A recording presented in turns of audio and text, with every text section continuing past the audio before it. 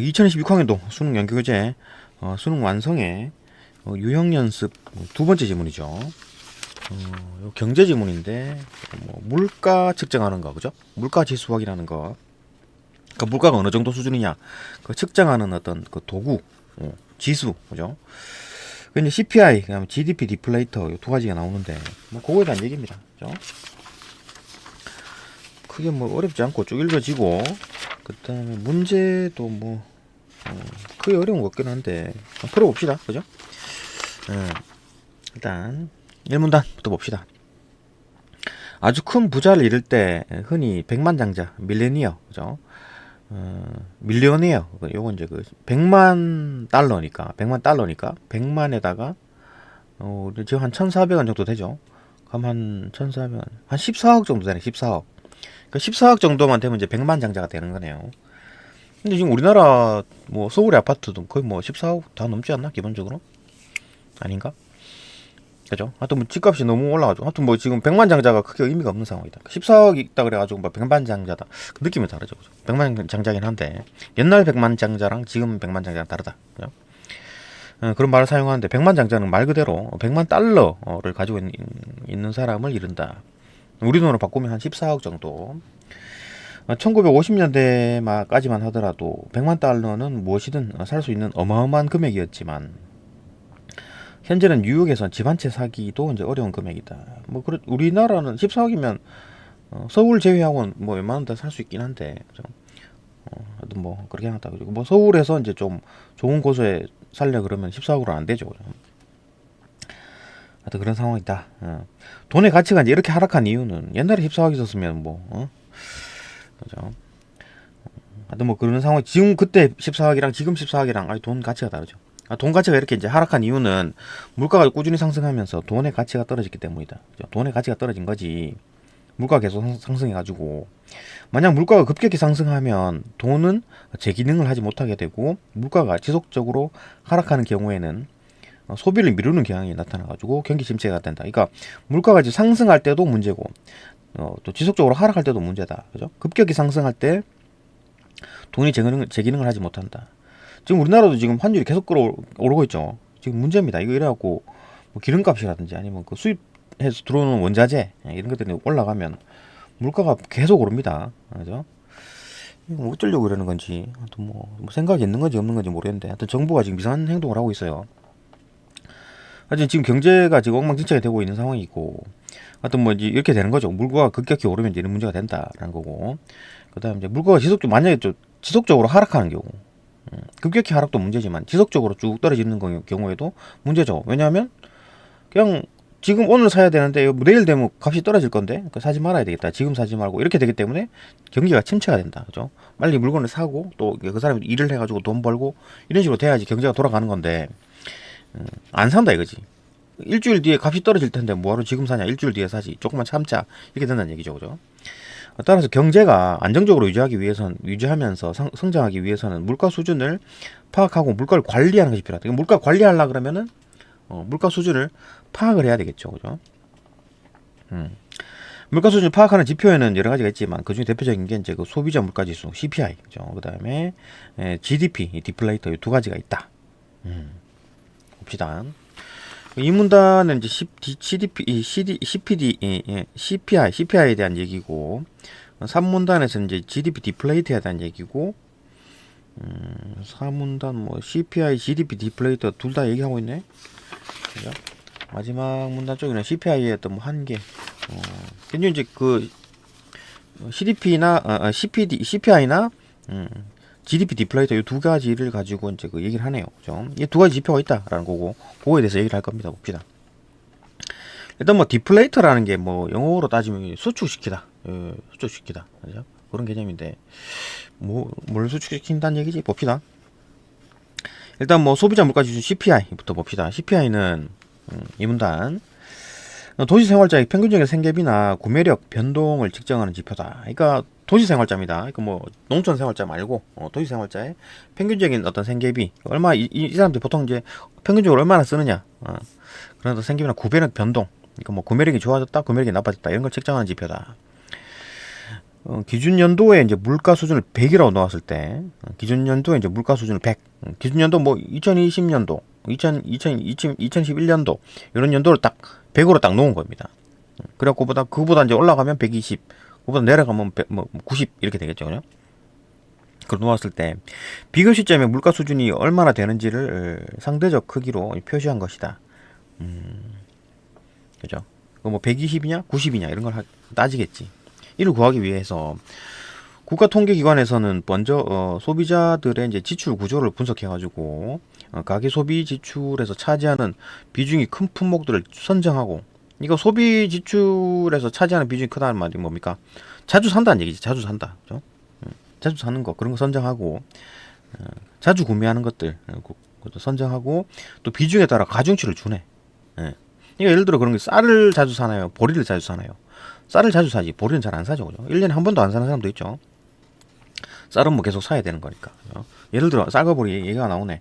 예를 들어 쌀과 보리를 대상 품목으로 선정했다고 할 때 쌀은 보리보다 소비 비중이 크므로 가중치를 높게 설정해가지고 쌀 가격 변화가 더 크게 반영될 수 있도록 하는 것이다. 그죠?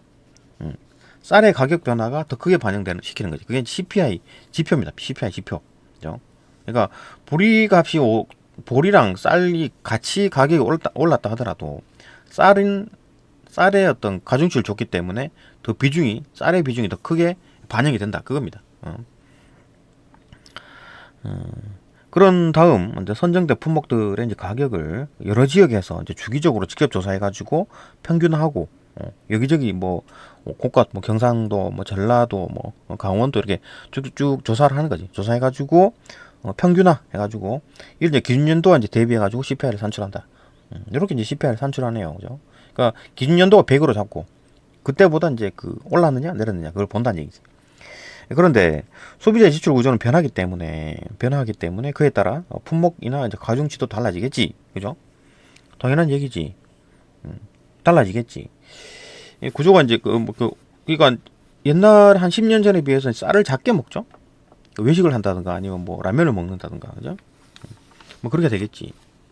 그러니까 쌀 소비가 계속 줄어들고 있는 상황이잖아요. 그런 얘기입니다, 그죠? 지출 구조가 변하기 때문에 그에 따라 이제 품목이나 가중치도 계속 달라져야 되겠지. 그러니까 예전과는 다르게 이제 뭐 라면을 많이 사 먹는다 그러면 라면에 이제 가중치를 둬야 되겠지. 그래야지 실제로 이제 국민들이 느끼는 체감 물가 지수랑 비슷해지겠지, 그죠? 이거 뭐 사지도 않는 거에 대해서 CPI 가중치 줘가지고 크게 뭐 물가 별로 안 올랐는데 이렇게 해버리면, 그러니까 사람들이 많이 사는 거는 굉장히 민감하게 반응할 거 아니에요. 많이 민감하게 반응하는데 자주 사지 않는 것들에 대해서 물가가 올라도 뭐 시큰둥하죠. 별로 크게 반응이 없잖아요. 근데 자주 사는 거에 대해서 이제 체감하는 게 높다 그 얘기잖아요. 그렇기 때문에 자주 사는 거에다가 자주 구매하는 것에 가중치를 둔다. 그런데 소비자의 지출 구조는 변하기 때문에 가중치도 달라진다. 오케이. 그다음에 우리나라의 경우 품목이나 가중치를 2, 3년마다 갱신하고 있으면 2, 3년마다 계속 바꾸네.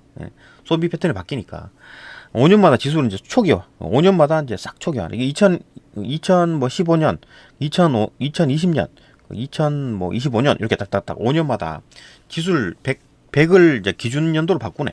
그죠? 초기화한다. 미국의 이제 경우 주기적으로 품목과 가중치를 갱신하고 있지만 1982년에서 1984년의 평균 물가를 100으로 하고 있다. 미국은 이제 82년도에서 84년 요때 이제 물가를 100으로 딱 고정시켜 놨네요. 왜 이러지? 또 우리나라는 5년마다 바꾸고 있다. 그죠? 5년마다 이제 100으로 되는 거를 그러니까 계속해서 연도를 바꾸고 있다. 그죠? 그러니까 뭐 2010년, 2015년, 그다음에 2020년 뭐 이런 식으로 이제 2025년 이렇게 5년 단위로 그때 이제 100으로 잡는 거지. 지금 만약 예를 들어 뭐 지금 기준 이 100이 되는 게 언제냐? 그럼 뭐 2025년 이렇게 되겠죠, 그죠? 그런 식으로 한다는 얘기죠. 5년 단위로 이제 초기화를 시킨다. 이해되고. 그다음에 3문단 봅시다. 3문단. GDP 디플레이터 봅시다. GDP 디플레이터는 뭐냐? 명목 GDP를 실질 GDP로 나눈 값이다. 나눈 값에 100을 곱해가지고 산출하는 지표다.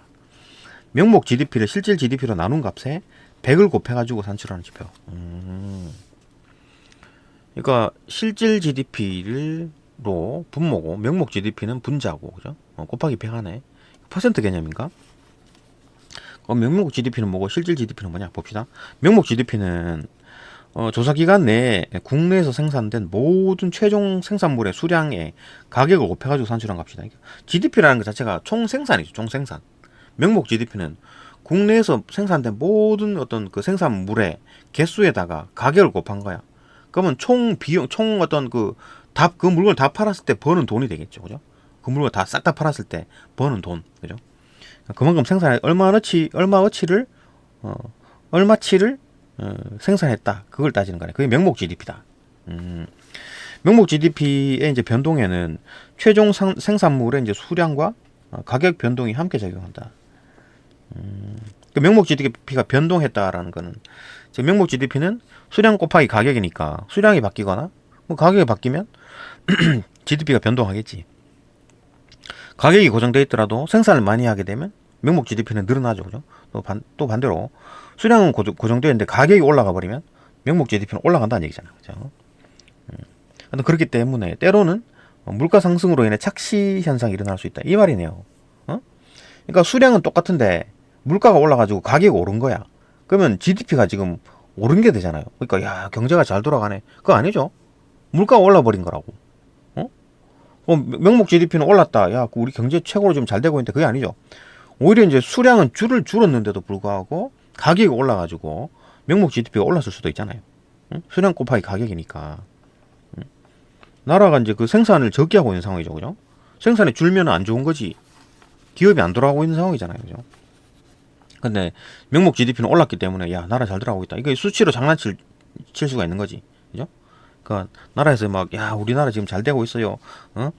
명목 GDP가 지금 작년에 비해서 뭐 몇 퍼센트 올랐어요. 뭐 이렇게 하는데 알고 보면 총 생산 개수는 줄었는데 물가가만 쳐 올라가지고 그죠? 명목 GDP가 오른 거야. 이거 잘 봐야 되죠. 그러니까 이거 정부가 장난치는 거나 거짓말 치는 거 이런 거 잘 봐야 됩니다. 그죠? 똑똑해야 돼. 우리 국민들이. 그건 착시 현상이 일어날 수 있다. 실질 GDP는 가격을 기준 연도로 고정해가지고 가격을 고정시켜버리는구나. 실질 GDP는 가격을 고정해가지고 가격 변동분을 제거한 것이다. 그러니까 뭔가 좀 제거된 상황이고 이러니까 이제 디플레이트, 그죠? 축소시키다, 뭘 축소시킨다, 줄인다 그런 개념이겠네. 예? 그죠? 그러니까 이제 그래서 GDP 디플레이터라고 하는군요. 그러니까 이제 명목 GDP는 생산된 총 양 개수량에다가 가격을 곱한 거고 수량에다가 고정된 가격, 옛날 가격을 곱한 거지. 그러면 이 밑에 있는 어떤 그 수량들은 분모에 있는 수량과 분자에 있는 수량이 같기 때문에 날리고 결국 옛날 가격 분의 현재 가격이 되겠네. 그죠? 그렇게 되겠네. 약분이 될 거 아니에요. 그죠? 그것도 수량이 바뀌지는 않을 거니까. 근데 가격을 고정시킨다 그 말이잖아요. 그죠? 실제 GDP는 가격을 기준 연도로 고정해가지고 가격 변동분을 제거한 것으로 경제 성장률을 산정할 때 사용하는 지표다. 경제 성장률. 얼마나 성장했느냐 그걸 알 수 있다. 경제 성장률이 가격 상승이 얼마나 가격 상승을 했냐 그걸 보는데 경제 성장률이 산정이 되나? 약간 의미 드는데 계속 봅시다. 그러므로 명목 GDP를 실질 GDP로 나누면 물가가 얼마나 변동되었는지 확인할 수 있다. 실질 GDP는 이제 경제 성장률을 산정하는 거죠. 가격을 고정시켜 버리니까. 그러니까 이게 지금 그 경제 성장률을 산정할 때 사용하는 지표라는 거는 그 GDP 디플레이트를 말하는 게 아니고 실질 GDP를 말하는 거네. 실질 GDP는 가격을 옛날 가격으로 고정시켜 버리고 생산이 얼마나 되느냐 그걸 보는 거잖아요. 그죠? 그러니까 생산이 많이 됐으면 경제가 성장했다고 보는 거지. 그죠? 실질 GDP다. 이해되고.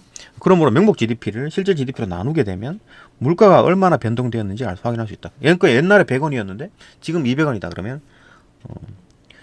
100분의 200이니까 200%가 되는 거네요. 그죠? 곱하기 100이죠. 그죠? 그러니까 실질 GDP가 그러니까 뭐 1억 개를 생산했는데 옛날 가격이 100원이었고 1억 개를 생산했는데 지금 가격이 200원이다. 200원이다 그러면은 100분의 200이 돼 가지고 200이 나오겠네. 200. 그죠? 그러니까 물가가 얼마나 올랐는지 얼마나 변동되었는지 확인할 수 있다. 오케이. 이해되고.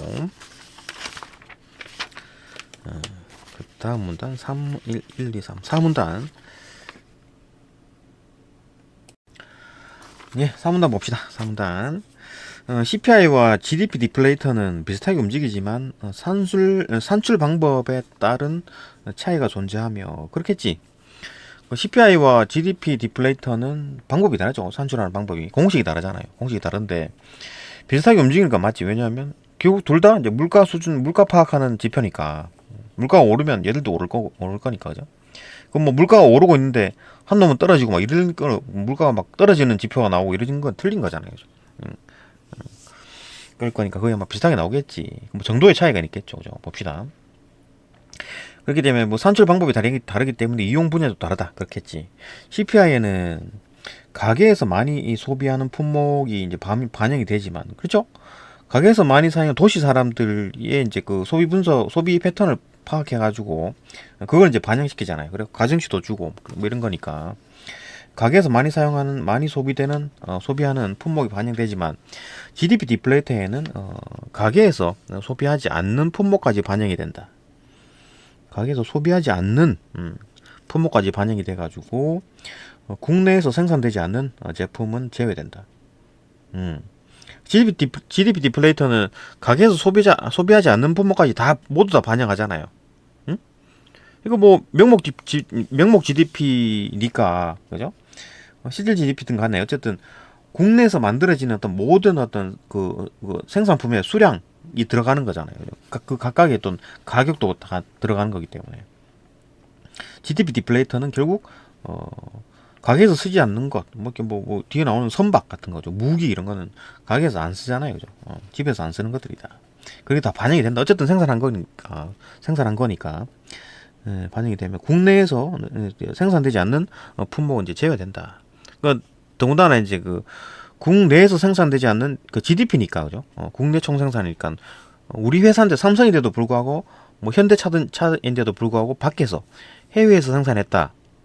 그건 다 제외된다. GDP 디플레이터에서는. 왜냐하면 GDP니까 국내 총생산을 말하는 거니까. 예를 들어 우리나라에서 생산되는 이제 선박이나 무기 이 등은 일반적으로 가게에서는 구매하지 않죠. 이거는 CPI에는 안 잡히고. 하지만 GDP 디플레이터에는 영향을 미치는 영향은 크겠지. 선박이 뭐 가격이 어마어마하죠. 어마어마하고 무기도 뭐 수천억 단위로 팔아먹으니까. 반대로 원유는 외국에서 생산된 것이기 때문에 원유 가격 상승이 GDP 디플레이터에는 반영이 되지 않죠. 그죠? 원유는 우리나라에서 생산이 되지 않잖아요. 그러니까 뭐 GDP에는 안 잡히지. 않지만 CPI에 미치는 영향이 크겠죠. CPI 같은 경우는 우리나라 지금 차를 굴려야 되잖아. 운전을 해야 되니까 기름값이 계속 들어가죠. 그죠? 미치는 영향이 크다. 오케이, 맞고. 그러니까 산출 방법이 다르기 때문에 약간 어떤 차이점이 있다. 이런 것들의 차이점이 있다. 한편 GDP 디플레이터는 분기마다 나오는 GDP 관련 통계가 나온 후에 산정이 되며 분기마다 나오는 GDP 관련 통계, 그러니까 GDP가 나와야 뭐 산정을 할 거 아니에요, 그죠? GDP 관련 통계가 나온 후에 산정이 되면 개별 품목의 이제 가격 변화는 다루지 않는다. 개별 품목, 짜잘한 개별 품목이 아니라 얘들은 지금 국가 전체에서 총 생산한 거, 그럼 그 각각에 대한 어떤 가격을 붙여가지고 총 얼마치를 생산했느냐 그걸 따지는 거잖아요. 각각 개별 이런 거는 뭐 신경 안 쓰지, 그죠? 개별 품목의 가격 변화 신경 쓰지 않다. 왜냐하면 지금 CPI 같은 경우는 개별 품목의 가격 신경 쓰죠? 쌀값이냐, 보리값이냐, 야 쌀을 많이 사 먹으니까 쌀에 점점 가중치를 줘. 이런 식으로 이제 개별 품목에 좀 신경을 쓰는 편이지, 그죠? 개별 품목의 가격 변화에는 다루지 않는다. 전체를 따지는 거니까, 전체 통틀어서 따지는 거니까. GDP 디플레이터는 거죠. 또한 일시적인 요인에 의한 영향이 적기 때문에 거시적인 물가의 흐름을 파악하는데 유용하다. 일시적인 요인에 의한 어떤 영향이 적다. 일시적인 요인에 의한 영향이 적다. 그러니까 이제 그 지금 분기별로 하니까 석 달 정도 기간을 두고 하는 거죠. 100일 정도 그죠. 하니까 조금 일시적인 하루 이틀 정도 이제 갑자기 확 오르고 확 내리고 이런 거는 그런 거보다는 확 올랐다가 다시 내려오면 뭐 어제 올랐다가 오늘 다시 또 제자리 왔다. 그런 거 영향이 좀 작다. 그죠? 왜냐면 뭐 한 덩어리 3개월 정도 분기마다 보니까 그러니까 GDP 디플레이터는 뭐 1, 4분기, 2, 4분기, 3, 4분기, 4, 4분기 그죠? 1년을 4등분 한 거야. 한 석 달 정도 이제 그 1분기 그죠? 1, 2, 3개월 1분기 4, 5, 6개월 뭐 2분기 이렇게 보는 거지. 그죠? 그렇기 때문에 하루 뭐 며칠 조금 올랐다 그래가지고 뭐 그거에 영향이 적다. 그죠? 그렇기 때문에 거시적인 물가의 흐름을 파악하는 데 유용하다. 그렇겠지. 이와 달리 CPI는 매달 발표가 되며 이건 뭐 매달 발표하는 모양이네. 지수의 차이를 통해 가지고 인플레이션율, 인플레이션율, 즉 물가 변동의 정도를 구하는 데 유용하다. 이거 이제 뭐 인플레이션율을 이제 구하는 방법이 나오겠네. 예를 들어 봅시다. 예를 들어 전월 CPI가 200이고 금월 CPI가 210이다 라고 하면 전월 대비 인플레이션율은 200분의 10이다. 그러니까 전월 CPI를 분모로 깔고 델타 CPI네고요. 변화량을 위에 올리는 모양, 분자를 올리는 모양이네. 요게 이제 전월 대비 인플레이션율을 계산하는 공식이네요. 그죠? 이런 방법이 있구나. 인플레이션율. 이렇게 계산한다. 이렇게 되면 이제 그 물가 변동을 구하기가 쉽겠죠. 그죠? 그러니까 뭐 전월 대비 그 CPI 변화율이 없다, 제로다. 그럼 인플레이션은 제로겠네. 네, 그죠? 그래 되겠지. 물가가 안 올랐다는 얘기지. 그런데 CPI는 전기 세일이나 농산품의 수급 등 시기적 변동의 영향도 이제 크기 때문에 그렇지. 인플레이션율을 구할 때 전년 동기 대비 인플레이션율을 사용하는 경우가 많다. 전기 세일 같은 경우에도 뭐 봄, 여름, 가을 이거 뭐 이럴 때면 쌀 같은 거는 가을에 생산이 되잖아요. 그죠? 1년 내내 생산 안 되나 가을에 생산되니까 그런 게 영향을 미치지. 그죠? 시기적 변동에 영향을 미치기 때문에 인플레이션율을 구할 때는 전년 동기, 작년을 따지는 겁니다. 계절 비교를 하는 거지. 작년 3월달, 작년 뭐 한 9월달 이렇게 비교하겠지. 올해 9월이랑 작년 9월이랑 비교해가지고 쌀값을 조사하는 거지. 왜냐하면 가을에 쌀이 생산되니까 9월달, 10월달에 쌀이 생산되잖아요, 그죠? 그렇게 되니까. 그런데 CPI는 전기세일이나 농산품의 이제 수급 등 어떤 시기적 변동 영향도 크기 때문에 인플레이션율을 구할 때는 전년 동기 대비 인플레이션율을 사용하는 경우가 많다. 인플레이션율을 사용할 때 이제 이런 식으로 한다는 얘기지. 응?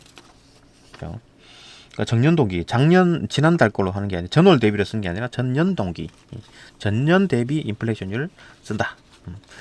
이렇게 산정된 인플레이션율을 통해 가지고 정부에서는 물가 정책이나 이제 통화 정책이 효과가 있었는지, 그러니까 뭐 정책을 펼쳤잖아요. 그래갖고 물가 정책이 제대로 통했다, 아니면 통화 정책이 뭡니까? 돈을 풀 것인가, 돈을 다시 이제 걷어들일 것인가. 통화 정책 돈을 확 푸는 경우가 있죠, 그죠? 막 돈을 그냥 나라에서 막 정부에서 돈을 막 푸는 거야. 돈을 막 나눠주고 1인당 얼마씩 주고 막 이렇게 되는. 이게 지금 이렇게 되면 어떻게 돼요? 돈을 막 풀어 제끼면 물가가 오르겠죠, 그죠? 그걸 막을 인플레이션이 막 되겠지, 막 발생하겠지. 그러니까 그런 걸 막으려면 또 다시 또 돈을 걷어들여야지. 돈을 어떻게 걷어들입니까? 금리 정책을 하는 거지, 금리 정책, 그죠? 그러니까 은행에서 이자를 올려버리는 거야. 예금 이자를 올린다고. 그러면 사람들이 돈을 들고 있다가 야, 은행 이자가 좋다 그래갖고 은행에다가 예금을 해버리겠지. 그러면 시중에 돈은 줄어듭니다, 그죠? 그렇게 하는 거지. 그거 이제 통화 정책이다. 또 다음 문단 또 넘어갑시다. 5문단 봅시다. 5문단. 일반적으로 이제 주식이나 채권 시장에서는 GDP 디플레이터보다 CPI 발표를 더 주목한다. 왜 그런 것 같습니까? 일반적으로. 딱 생각해 보기에 GDP 디플레이터는 뭐 한 분기마다 발표된다면서요. 그러니까 좀 늦죠, 그죠? 늦고 또 값도 어떤 지표라는 것도 하나하나 보는 게 아니라 전반적으로 보는 거잖아요, 그죠? 거시적으로 보는 거니까. 주식이나 채권 같은 경우에는 아주 민감하죠. 투자하는 사람들은 한 종목 집중적으로 투자하는 거잖아요. 삼성전자 아니면 뭐 현대자동차, 아니면 바이오 이렇게 딱딱 정해서 이제 투자를 하는 거잖아요, 그죠? 그러니까 GDP 디플레이터는 너무 좀 범위가 넓게 나오는 지표이기 때문에 좀 참고는 하겠지만, CPI 발표 같은 경우에는 좀 직접적으로 이제 그 항목 하나하나마다 가중치도 주어지고, 우리 생활과 직접적으로 연관되는 거니까 그게 더 민감하겠지. 또 한 달마다 나오기도 하고, 그죠? 그러니까 주식이나 채권 시장 같은 경우에는 자기 생돈 들여가지고 투자하는데 잘못되면 그냥 말아먹으니까 아주 그냥 머리 써서 할 거 아니에요, 그죠? 신경 써서 할 거 아니에요. 그러니까 CPI 발표를 더 주목하겠지. 뭐 물론 그 뒤에 이유도 있습니다. 이유 봅시다, 그죠? 그 이유는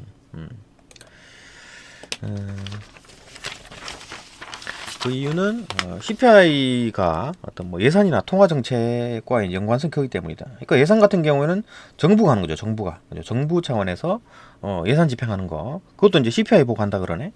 그리고 또 통화 정책과 관련 연관성이 있다. 통화 정책이 뭡니까? 돈을 푸느냐, 돈을 다시 그 돈을 시중에 푸느냐, 아니면 돈을 어떤 뭐 시중에 이제 덜 푸느냐, 그 차이잖아요, 그죠? 통화 정책 뭐 세금 정책도 되고, 세금을 높여가지고 돈을 많이 그냥 뺏어버리는 이제 정부 쪽으로 돈을 이제 많이 거두어버리든가, 아니면 뭐 기준금리를 올려가지고, 그죠? 예금 투자로 이제 예금으로 그 은행으로 어떤 뭐 예금하게, 예, 그렇게 유도를 한다거나 그런 거겠지, 그죠? 근데 그걸 이제 할 때 기준이 되는 게 뭐다? CPI다. 그러면은 정부도 그렇고 기준은행도 그렇고 CPI를 보고 이제 그 정책 결정을 하니까 뭐 주식이나 뭐 채권 투자할 때도 우리도 CPI를 보고 해야지, 그죠? 당연한 얘기일 것이다. 봅시다. 예산 편성에서 중요한 상수는 연금이나 기초생활보장비다. 얘들은 이제 딱 정해진다는 정해진다는 얘기잖아요. 연금은 뭐냐면은 그 이제 은퇴해가지고 나중에 이제 그 돈으로 생활을 하잖아요, 그죠? 그 생활비, 그러니까 그게 이제 일반적으로 써야 되는 돈보다 작을 때는 굶어 죽죠. 예를 들어 뭐 100만 원 밑으로 가면 이제 그 도시에서 생활 못 한다라고 했을 때 100만 원보다 많아야 되겠지. 연금이든 뭐 기초생활 보장비든 간에, 그죠?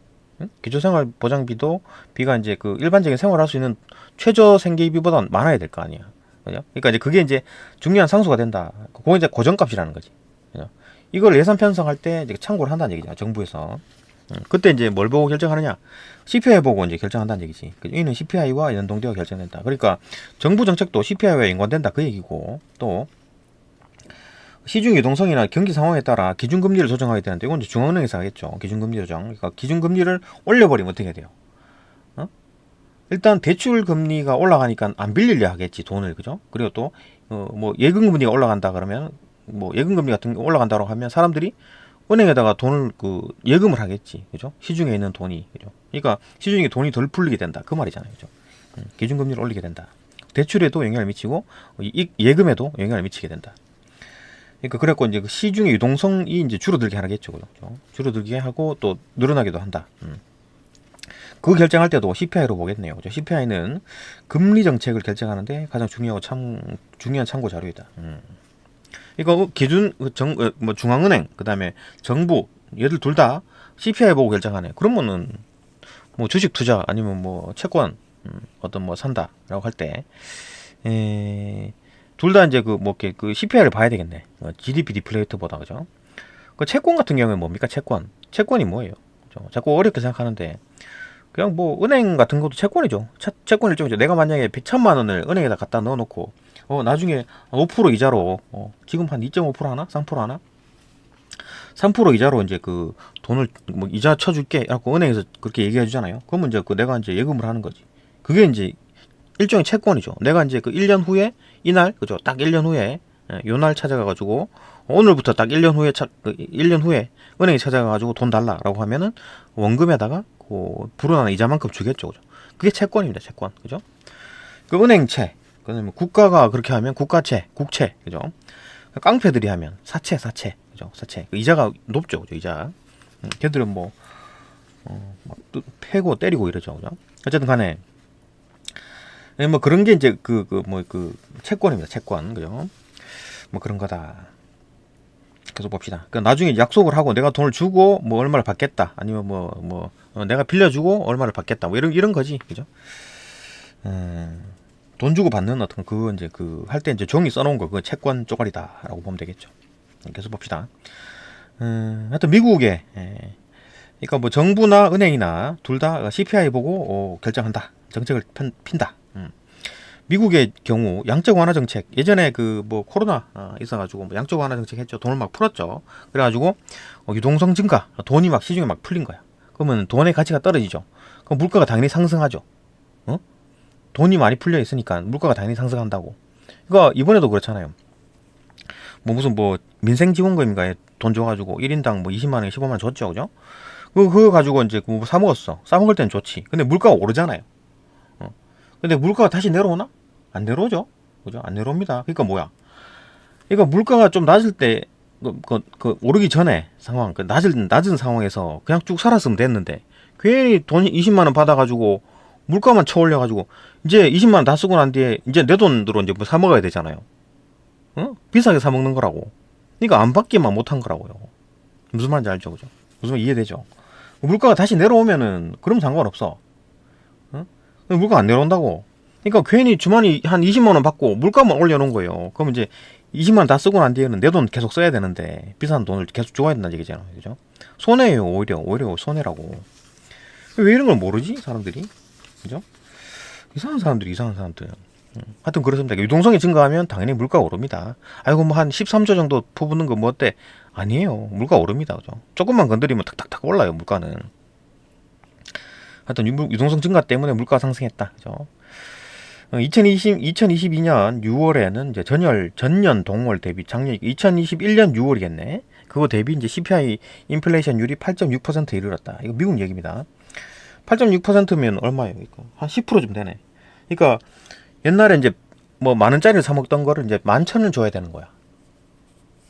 엄청나죠, 그죠? 만 원이면 사 먹었을 거를 11,000원에 사 먹어야 된다고. 그죠? 그만큼 올랐다는 얘기.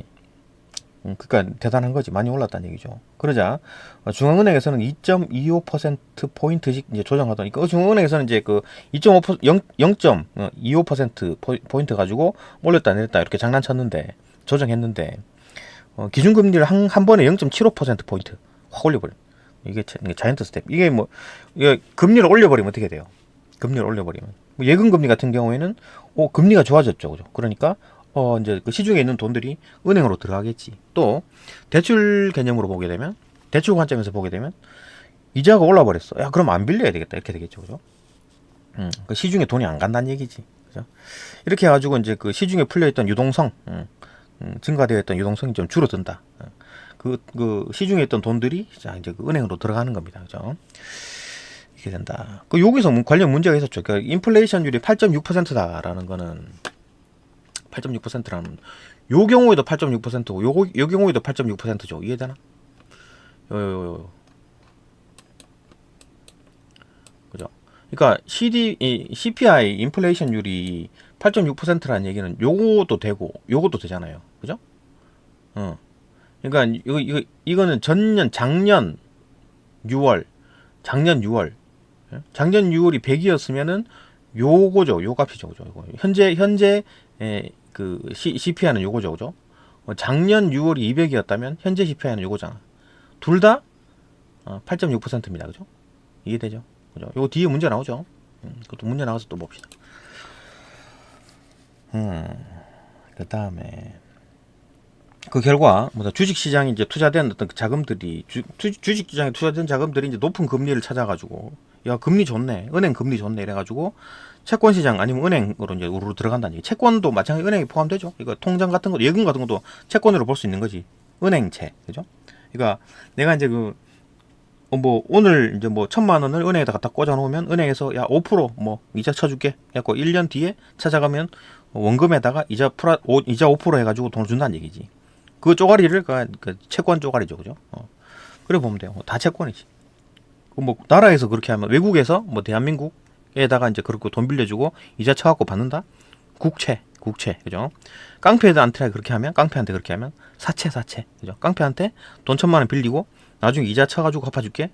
요거 이제 그 사채, 그죠? 1,000만 원을 빌리고 2,000만 원 갚아줘야 되죠. 깡패들한테는. 그 이자 너무 많다 그러면 막 패고 막 이러죠, 그죠? 어떤 채권 시장에서 금리를 찾아가지고 봅시다. 그 결과 주식 시장에 이제 투자된 자금들이 높은 금리를 찾아가지고 채권 시장으로 이탈하면서 주가가 하락된 바가 있다. 얘들 이제 그 시중에 있던 돈들이 막 있으면 이제 그 돈 가지고 이제 비트코인도 사고 주식도 사고 하는데 그 돈이 이제 야, 이자가 좋으니까 안전하게 그냥 이자 받을란다 이러면서 은행으로 다 가봤다는 얘기지, 그죠? 그 얘기입니다. 그 유동성이 좀 줄어들었다, 그 얘기다.